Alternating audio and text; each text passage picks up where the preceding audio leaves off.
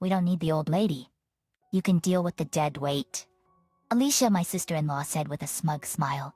She probably doesn't care about Grandma, as long as she gets the house. My brother also grinned, looking at Grandma and me. This isn't a place where Grandma can live her final days happily.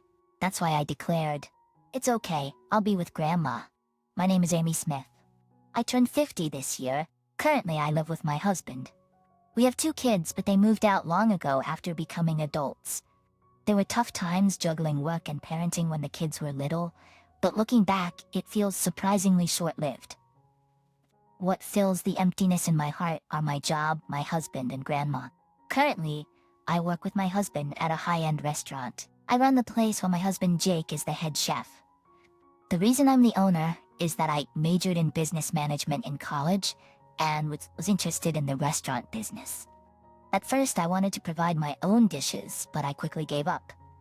It seems like I didn't have a knack for cooking. Back in college, a posh hotel nearby was hiring kitchen helpers. Luckily, I got the job. But apparently, even as a part-timer, my cooking skills didn't meet professional standards.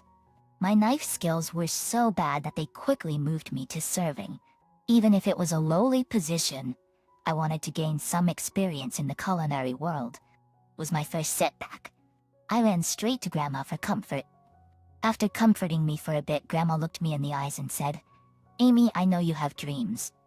But there isn't just one path. Some might be detours, but no road is useless. So keep your chin up and give it a shot." Encouraged by Grandma's strong words, I replied, "Thanks, Grandma. I'm gonna give it my best shot." Thanks to Grandma's words, I managed to keep going and continued my serving job throughout college. Grandma was always kind and always stood by my side. For someone like me who lost both parents, she's the most dependable figure in my life. And then I met Jake. Jake was training as a chef at the same posh hotel where I worked part-time. Even though he was in training, he had been working there for about 5 years and was trusted with some parts of the cooking. One day, probably having heard from other staff, Jake found out about my interest in cooking. He said, "If you'd like, I can teach you. I'm still in training, so I can only show you the basics." "Really? Thank you so much," I replied with a big smile. From then on, we started visiting each other's homes and began our cooking lessons. Since we couldn't use the hotel kitchen, we practiced in our own kitchens. As I learned from him, Jake and I got closer and eventually started dating. After 3 years of dating, we got married. We happily became a married couple. Even after our marriage, Jake continued his training at the high-end hotel. I took a job at a startup that managed multiple restaurants to learn about business management. There, I learned the ropes of running a business. It was a series of challenges, far more intricate than my college classes. I made countless mistakes and received reprimands from my bosses. However, as I continued to fail, I gradually gained successful experiences. In the end, using the startup company's program, I opened an upscale restaurant. Even though I was an employee, I successfully realized my dream of managing a restaurant. Of course, I chose Jake as the head chef. Jake had just finished his training, so he decided to leave his job at the luxury hotel without any regrets. And that's how Jake and I combined our strengths to run an upscale restaurant. Work is going smoothly, but my personal life has been put on the back burner. I'm so busy that the time I can spend with my grandmother has drastically decreased since my student days. For someone like me, my dependable grandmother now lives with my brother and his wife. My brother, Bob, who is 3 years older than me, is a bit quirky. When I told him about becoming an entrepreneur using the startup company's program, he completely shot down the idea, saying, "Why are you doing something so high risk? Having a regular job is the most stable. Besides, being a salaried manager doesn't pay much and it's not even worth it." "Come on, Bob, don't you think that's a bit harsh?" I protested against Bob's blunt words. But Bob seemed unwilling to change his stance and continued to argue. "Listen, Amy, stability is key in this world. Yet you live so recklessly. Your husband is the same, right? Both of you managing a business together is too reckless. If the restaurant fails, you both go down." "What?" I was taken aback. "Just remember, if things go south and you end up in debt, don't come running to me. I'm only looking out for Alicia." I was really shocked by this outburst. In my case, I have the support of my employer, so I'm not incurring any personal debt. But before I could retaliate, my sister-in-law Alicia chimed in. You and your husband really live on the edge, don't you, Amy? But if things go wrong, you'll have to deal with the consequences. But if things go bad, please don't rely on us. Hearing this, I resolved never to ask them for help no matter how tough things got. The reason my grandmother ended up in the care of this couple was due to their unilateral decision and high-handedness. One day, when I visited my grandmother's house where she lived alone, Alicia answered the doorbell and blurted out, "Why are you here, Amy?" Surprised to see Alicia there, I asked, "Why are you here, Alicia?" "This is my grandmother's house." Realizing the situation, Alicia replied, "I've been living here since the other day to take care of Bob's grandmother." Got a problem with that? You're probably too busy with your restaurant anyway, right? It was true. I had just started my upscale restaurant and was very busy. I couldn't always be by my grandmother's side. If something happened when Jake and I weren't there, it would be a disaster. On the other hand, Alicia was a housewife and could be with my grandmother during the day. Confidently, she said I can be with her. All I could reply was, "Please take care of her." After that, I often visited my grandmother's house. Every time I did, Alicia would sarcastically say, "Again? You need to let go of your grandmother." Still, I was worried about my grandmother. But this was her house. However, getting into an argument with Alicia, who was living with my grandmother, wasn't a good idea. So, I would say sorry, I just wanted to see her for a bit, and kept visiting my grandmother. Every time I visited, my grandmother seemed happy to see me. But over time, she seemed to be losing her energy, and I was worried. Then, one day as usual, I found her collapsed at the entrance. "Grandma, what happened?" "Hey, stay with me," I shouted at my grandmother, but there was no response.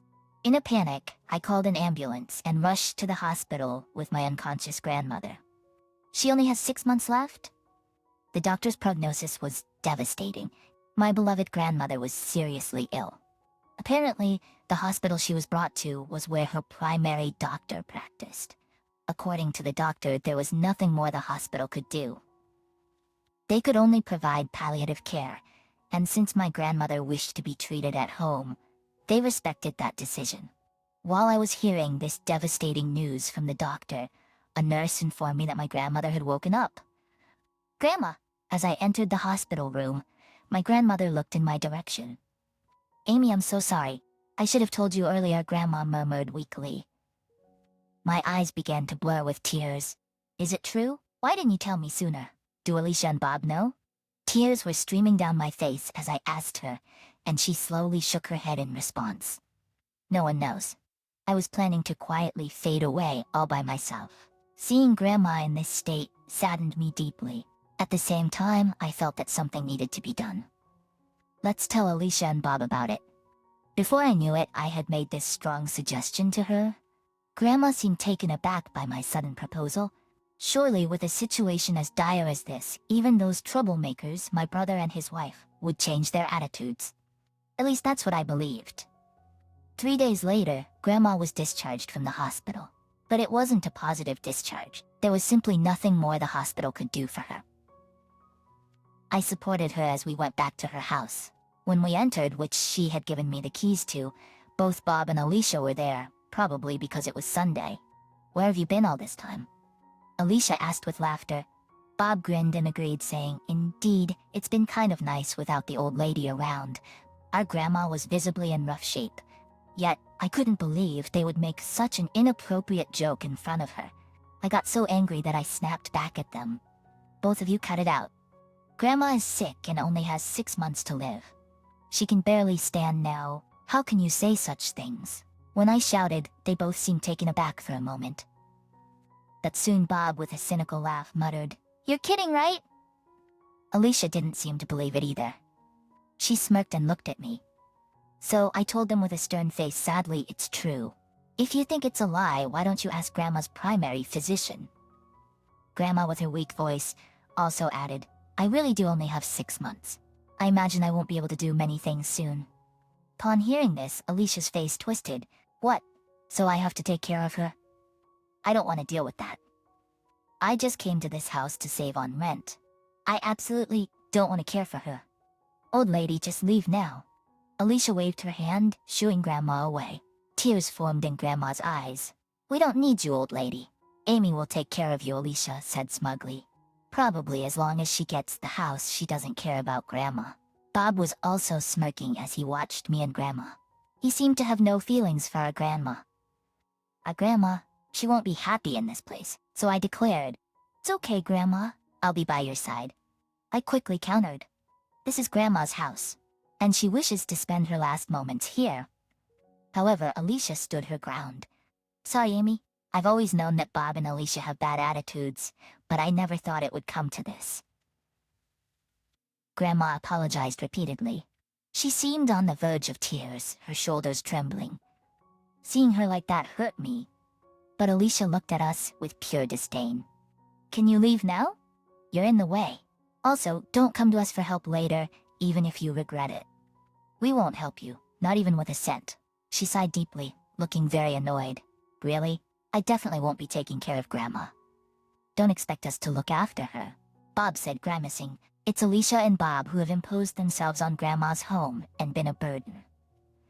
Yet, now that they know about her limited time left, they want to throw her out." I've come to truly despise Bob and Alicia, so responded for the last time. I won't have anything to do with Bob or Alicia anymore. I'm gonna cut ties with you as family.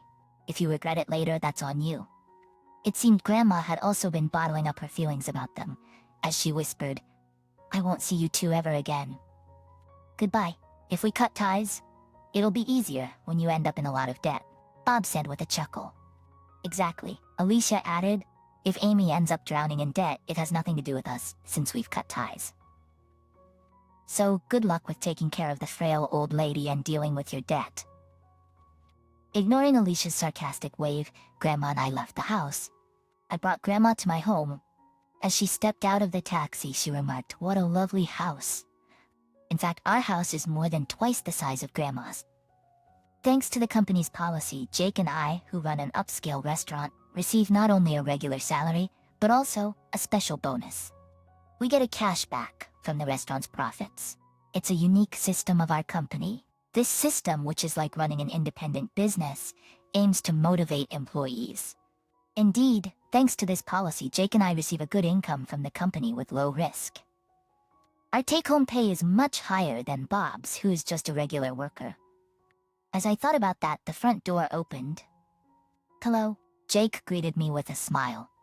I had informed Jake via email beforehand, and he was waiting at home to welcome our grandmother. Jake has been so busy with work that he hasn't had the chance to visit Grandma in a while. I didn't have the chance to visit, so today is a long-awaited reunion with our grandmother. Our grandmother looks extremely happy to see Jake. He quickly ushered her into the living room and served some tea. Sipping her tea, Grandmother seemed to relax a bit. For the past 6 months, I finally feel like I can live happily. I felt so out of place in that house. Grandmother muttered quietly. According to her, Alicia and her family had been neglecting Grandmother all along.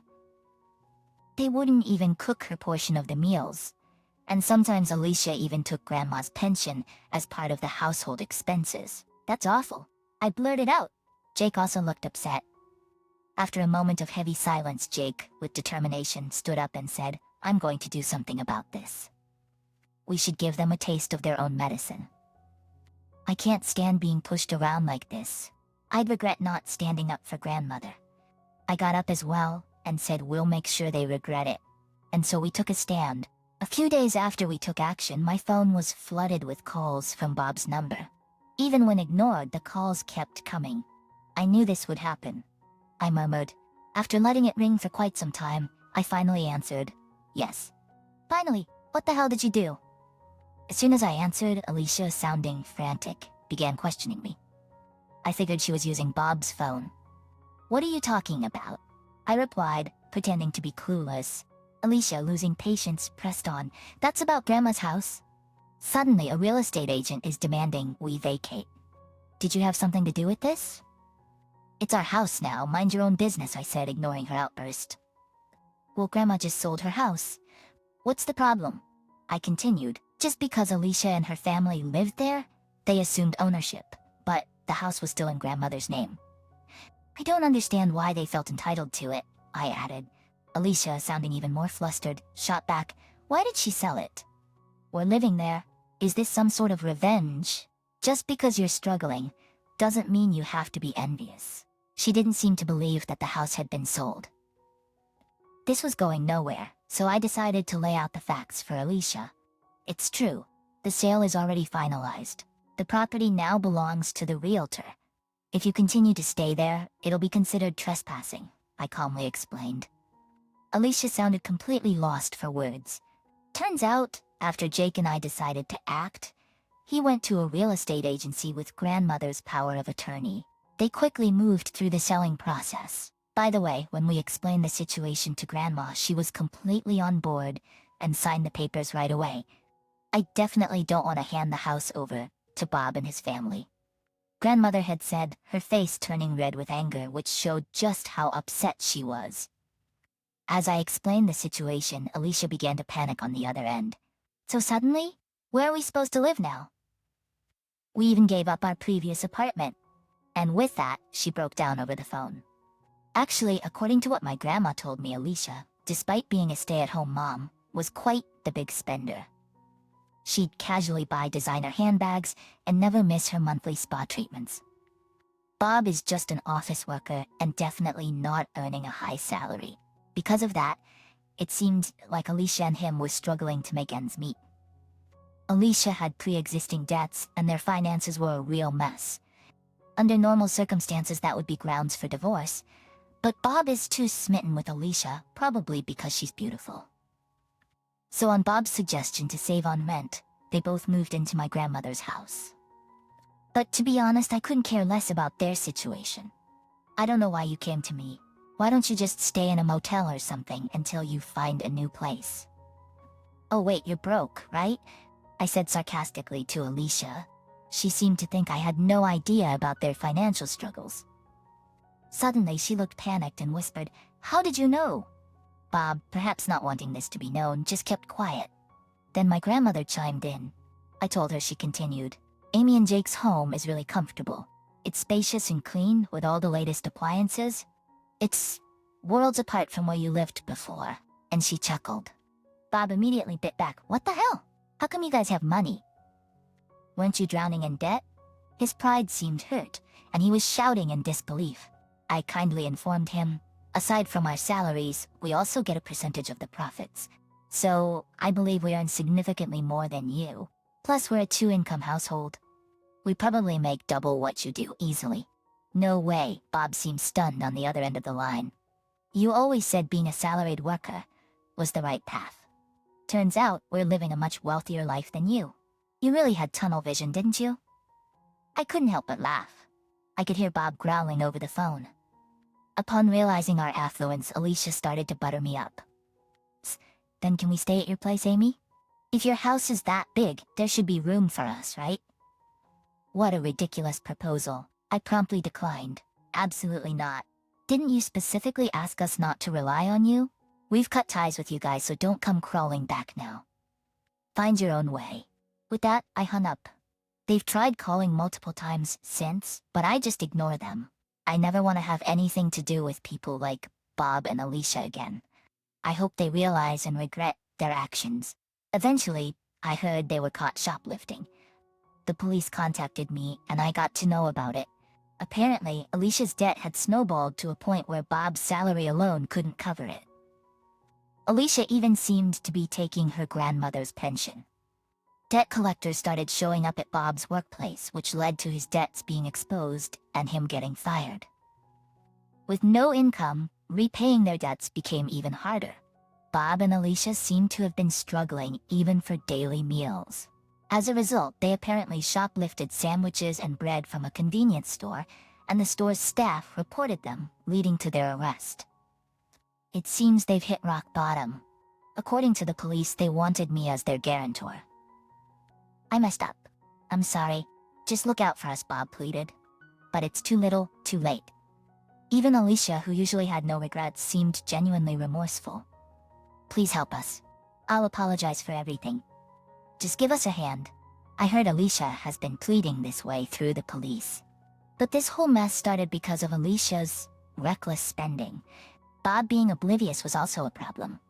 They brought this upon themselves. And after what they did to my dear grandmother, I can never forgive them. They can keep struggling for all I care.